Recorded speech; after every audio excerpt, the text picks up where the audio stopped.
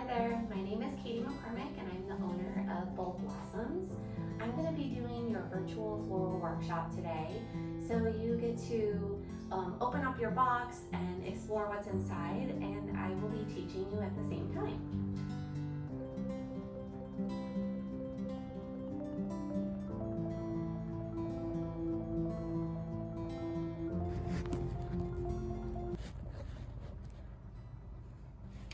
All right, so today I'm going to go ahead and get started. Today we are going to do a presentation, and so you're going to see everything from the top. It will be easier for you to see. And I have my gold vase here, which you would have had in your flower kit. Now it's completely empty. I also have included this mesh in your kit. So what you're going to do is you're going to start by forming that, in the pokey parts of the edges are going to be at the bottom, and then this rounded top is going to go on top. So you're going to start forming it and just squishing it together and pushing it down into the gold vase. There we go. See how it fits perfectly, and it's just right at the brim there. I can pull it up close so you can see. All right, so it's giving my container a structure. Something that is commonly used in the floral industry is floral foam, and because it is bad for the environment, we have started using more of this mesh or chicken wire. So once you have your mesh in there, you're going to add water. Of course, our flowers need water in order to last as long as possible. So if you have your water source, go ahead and add water. Now the floral food, or the packet that you had in your kit, you used for the flowers that when you processed them, and that is just fine. Now, just some little information: that is not flower food. What that is it's an antibacterial, and so what it's doing is that is decreasing the bacteria growth inside your vase. Now, whether you use it in this one or not, that is completely optional. There's a lot of old wives' tales that are things like, pennies or aspirin or bleach in your water, and all these things. I always say if they work for you, great, but if you have that packet, add that into your water, and that's gonna just decrease the bacteria growth in your water.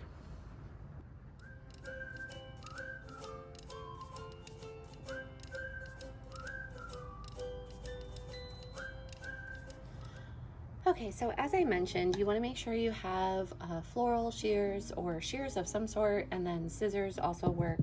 And we're going to go ahead and get started. We have our container prepped, we have the mesh in there, so we should be good to go. So my general rule within floral design is to, with your flowers, is to start largest to smallest. The larger flowers that you have in your bunch, like your green hydrangea. You also have the green kale. This is an ornamental kale, so it is not an edible version, but has lots of texture and a really cool variegated look to it. Hydrangea, this one here, comes in a lot of different colors, and this particular one is the green. Now, like I said, we're starting large to small, and so we're going to start with these two larger flowers first. The reason I start with the larger flowers is because we have this larger surface area that we want to cover, and if you start with the small flowers, like say we started with this filler flower that you have, if we just added that in, it's so little and it really doesn't do much, which can really begin to frustrate. It can just make you feel like, how am I going to do this?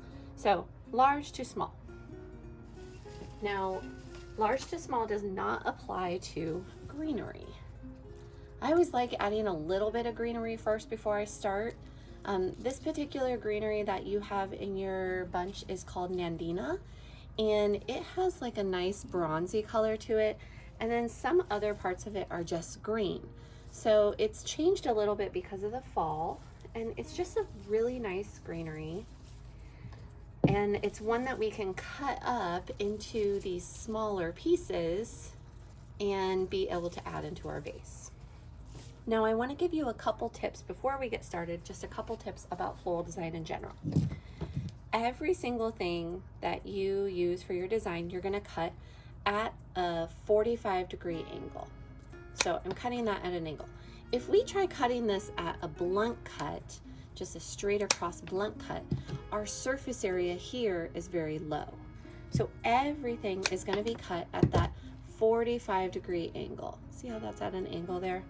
And then once I cut it, I'm going to make sure I remove all the leaves from the stem, and then it goes directly into my water. The same with the kale. We want to cut it at that 45-degree angle, leaves away from the stem and into the water. Now greenery, like I said, is the same. You're cutting into the water, leaves removed from the bottom of the stem. Now I get a lot of questions about how do I know how long or short to cut it. Your container is going to be your guide. So here we have this container that is about 5 inches tall. That in general is going to be about how long you cut your stems. So you can see that my hydrangea stem is about that, as well as my kale. I've already cut those. So I'm going to go ahead and start with my greenery. I'm going to add a little piece in here, and it's just going to flow over to the right a little bit. Let's give it a little more depth here to our video. And then I'm going to add another piece of this greenery on this side, and I've already cut those. So our greenery is just kind of splaying across our container. Now I'm going to start that large to small progression that I've talked about already and add in the large flowers first. So I'm going to add in my large green hydrangea, and I'm just working it into the grid of the mesh, and it's holding it right in place. That's the most important thing about this wire mesh, is to hold it in place. Now the same with the kale. I'm going to work it into one of those holes or spaces in the chicken wire, or the mesh, whatever you want to call it, and see how it just holds right in place. It's really great. So next, I want to see what my next flower size-wise is. This particular flower, this is a pincushion protea. This particular flower is really neat. I've already removed the leaves. I'll show you what you're gonna do. So this is the stem, and what you're gonna do is go ahead and cut that, and you're gonna strip those leaves off the bottom. So then you have a nice clean stem on the bottom that you're able to put that right into the water, and then no leaves and debris is getting in your design. So I'm going to do that with all my protea. You should have 4 in your bunch. I am adding, the couple in the front. If I want this arrangement to be viewed from all the way around, I need to get one on this side also. And then I'm going to add one over here. So I have 4 proteas in different spots there, and different levels. So this one is my tallest one. I don't want it to be too tall. You need to look at the proportion of your design. So everything is relatively low. Let me show you here. Okay, so see the design there. You can see how all around here. And then I'm going to continue on once I show you. Okay, so next I want to add in some of these accents that I put in your kit. So you will have accents such as this particular flower. This is called Solidago.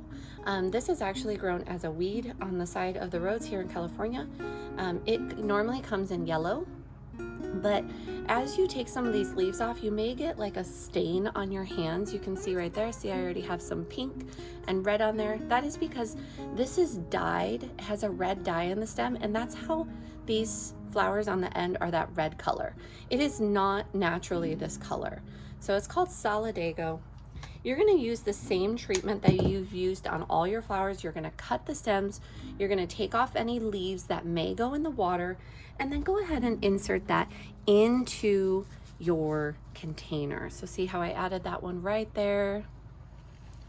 Now the point of this design is, I always get asked, how do you know when to stop?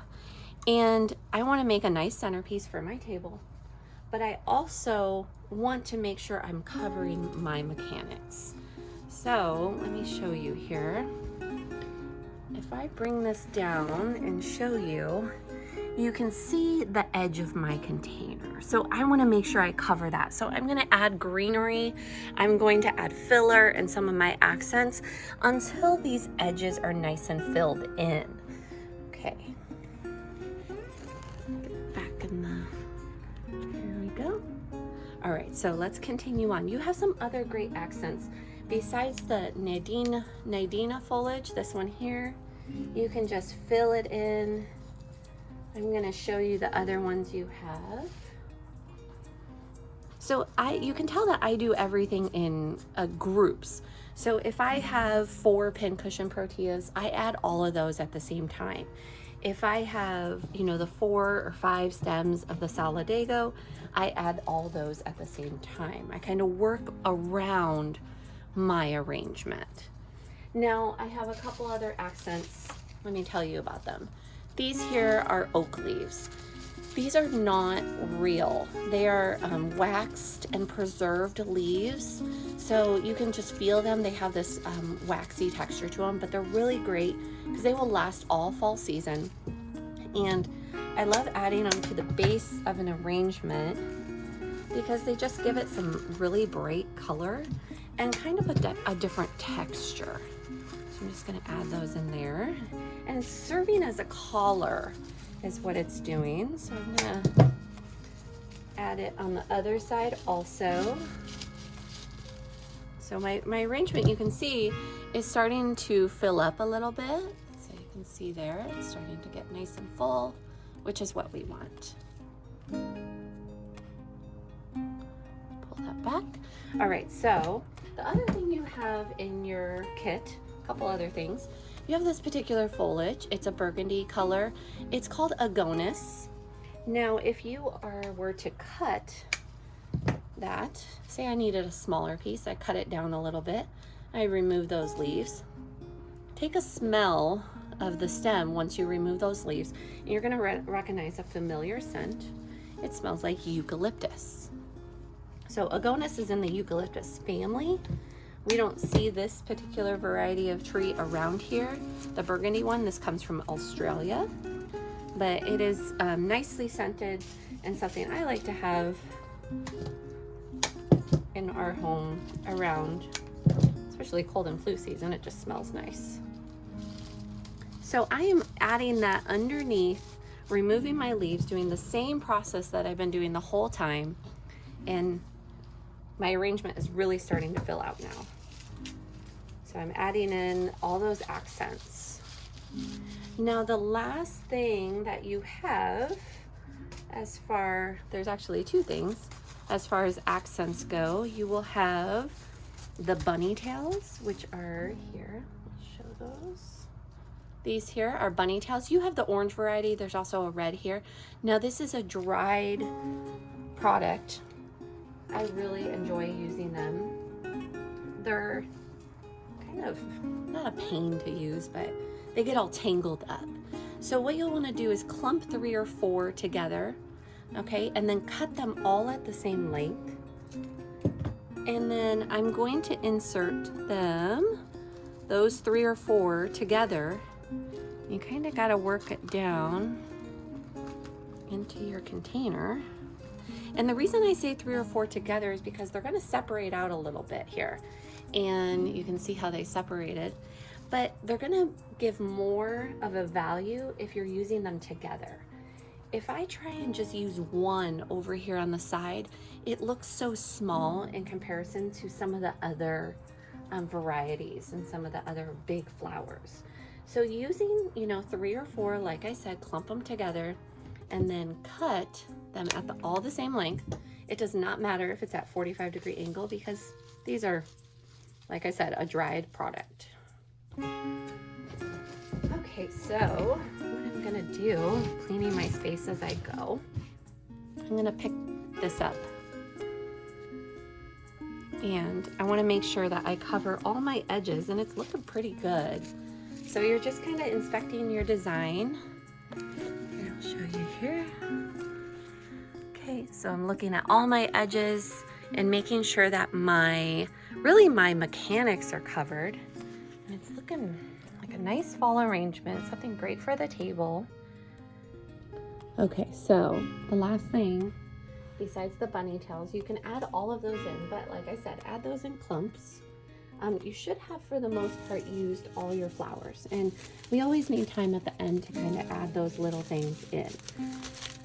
Probably the thing that you have more than enough of is the greenery. So if you don't use it all, totally fine.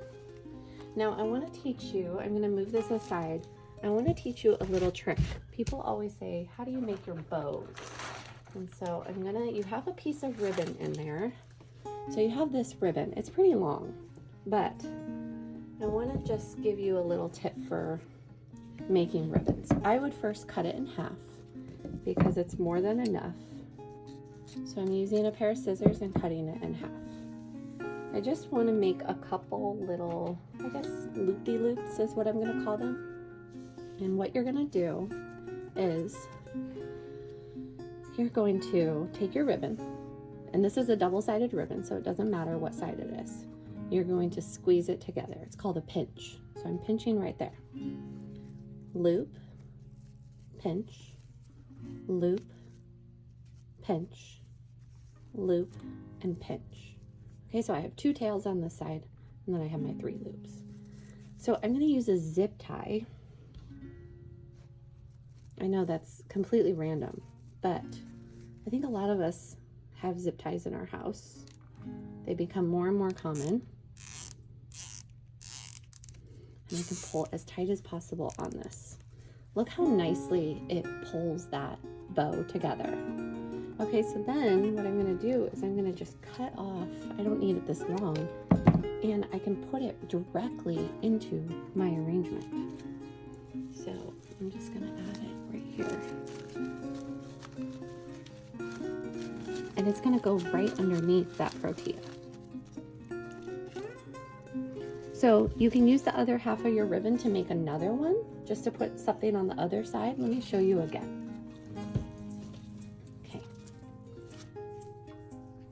Pinch, loop, pinch, loop, pinch, loop.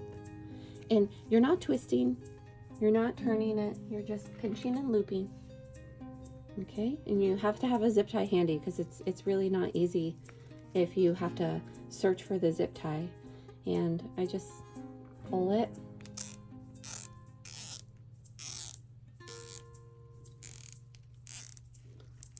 Okay, tight as possible so it's holding this really tight.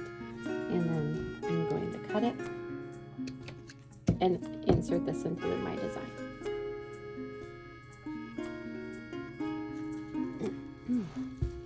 Okay, so I have this over here. I like to use zip ties a lot, and this arrangement really is done with just 2 main focal flowers. So you can see 4 protea, filler flower, and then a lot of accents. These foliages are great. I can add more Nandina if I want, but this really works well. I'm going to show you a different view. So here's the overall. Bring it around. See the bow right there? Backside. So this is all an all-around arrangement. This would be great on a dining room table. Now, something to note. The first thing to go is going to be this green hydrangea. They don't last as long as we'd like them to, but everything else in this design is going to last over a week, even the foliages. So this one here, you could always pull it and replace it with some of your leaves or something, another accent or some more foliage. So just know that this one's going to be the first to go.